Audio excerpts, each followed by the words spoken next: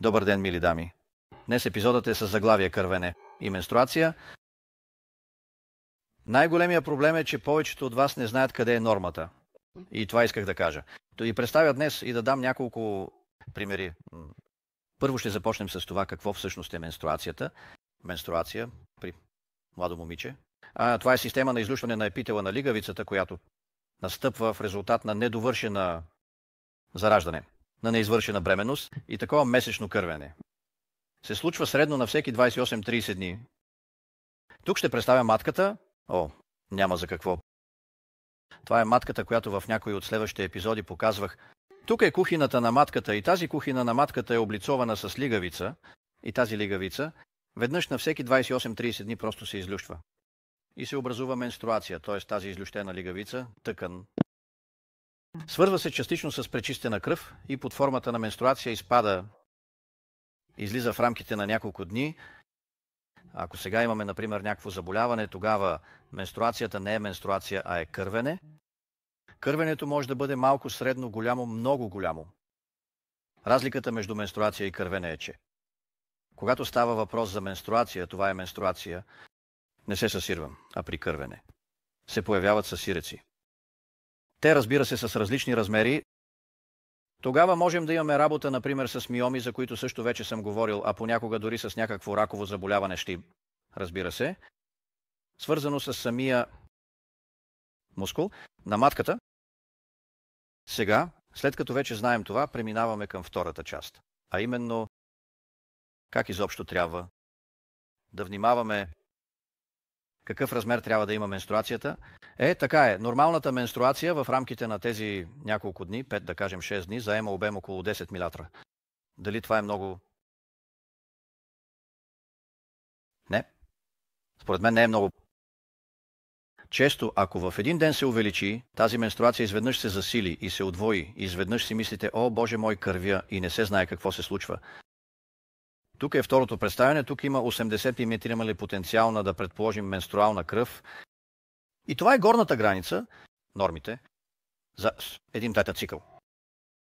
Тоест, ако тази кръв я разделим на 5-6 дни, тогава имаме обилна менструация. Но това все още не е никаква трагедия. Така че можете да си запомните. Ще си запишем, че в случая с лявата имаме 10 мл на цикъл. Това е минималната. А в случая с второто, тук втория обем, имаме работа с 80 мл. Много важен въпрос. Теглото на пациентката, за пациентка, която тежи 48-50 кг, такова количество ще бъде все още окей. За пациентка, която тежи 100 кг повече, това изобщо няма да има значение, защото кръвта при дама, която тежи 100 кг и повече, ще бъде, разбира се, почти 2 пъти повече. Сега така, както може да се каже от кога започва опасността, защото това също е много важно. Тоест, вече приблизително определихме менструацията, сега говорим за кървене. Тоест, ако започва над тези 80 мл, както показах тук, месечното кървене, можем вече частично, в зависимост, разбира се, в зависимост от продължителността, честотата, допълнителните оплаквания, като треска, състояние на слабост и изобщо да се квалифицира като кървене. В този контейнер има 400 мл. Да кажем течност, която отговаря на кървене или менструация. Много ли е това 400 или малко? Това е толкова, колкото теоретично може да се загуби за месец максимално. Може би дори малко по-малко. А защо точно 400? Защото се опитах по някакъв начин да намеря в литературата конкретни числа, свързани с кървенето. Има изключение в родилната зала, за което също ще спомена след малко като любопитен факт. Не намерих. Затова излязох от друго просто предположение. В Полша се взема кръв. Почетните кръводарители дават около 450 мл пълна кръв. В рамките на 6-8 седмици, т.е. възрастен човек може да даде толкова приблизително веднъж месечно 450 мл, т.е. практически този обем. Т.е. ако го изчислим като, да кажем, кървене, имаме горната граница на приемливостта на нашето тяло, когато става въпрос за кървене. Разбира се, това вече трябва да предизвика безпокойство, защото кървенето, в случай на, например, рак може да бъде и такова, и разбира се, може да бъде и максимално. Вие, мили дами, не знаете какво точно ви мъчи всяка от вас. Аз, разбира се, не съм в състояние да помогна на всяка, защото това е физически невъзможно, но най-важното е да можете да различите 10 милиона, 7 милиона цикъл до горната граница на кървене в рамките на, да кажем, няколко седмици. Ако кървите повече, трябва незабавно да се обърнете към лекар.